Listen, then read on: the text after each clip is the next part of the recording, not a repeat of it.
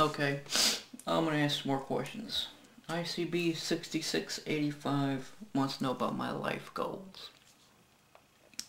My life goals for most of my life become a police officer and a soldier.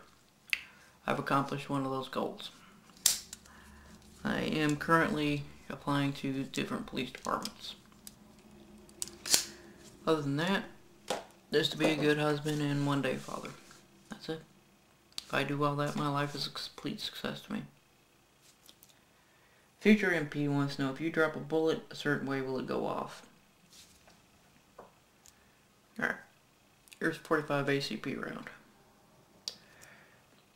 Okay. The primer, little circle right there, is actually not flush with the bottom of the casing of the head. The reason for that is a safety feature. When you put it down on a surface, you won't, it's going to be making it more difficult to go off. You're going to need something pointy, like a firing pin or a pin tip, to actually pop that bad boy. And you're going to have to hit it with the right amount of force to ignite it, which I don't know what it is. Just don't. The laws of probability would say that if you did drop it, you could go off, but I've never heard of it. It might have happened, but I've never heard of it. I've dropped a lot of rounds in my days. I've never once had one go off. Sports PT wants to know about the 45 GAP or gap. What it is, for those who don't know, it's what they did is they're trying to put 45 caliber, 45 ACP ballistics into a package more compact for a 9mm. So they took the cartridge, 45, they cut it down, I don't know how long, just a little bit though, not a serious amount, but to make the overall length of the cartridge shorter so that you can make a more compact grip. The problem that they found was that the grip problem wasn't this way, it was length.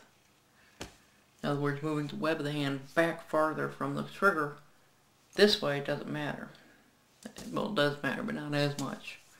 They found a double stack 45. This way was okay, but not lengthwise. So they cut it shorter in order to reduce that length.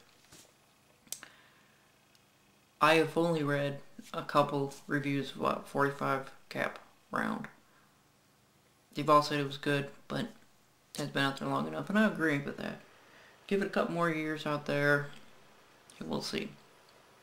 Right now, I Glock, I think Springfield Armory, I believe are the only two that I can think of right now that chamber weapon guns in this caliber. And Hornady and Federal, I think, are the only two manufacturers. Not real positive on this. This is how little I actually do know about it. I've played with rounds, I've played with a couple guns, but I've never fired it.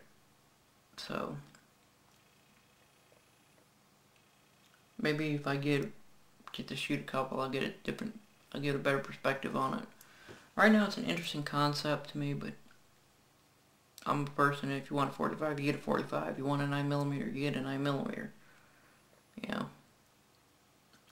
So, there you go.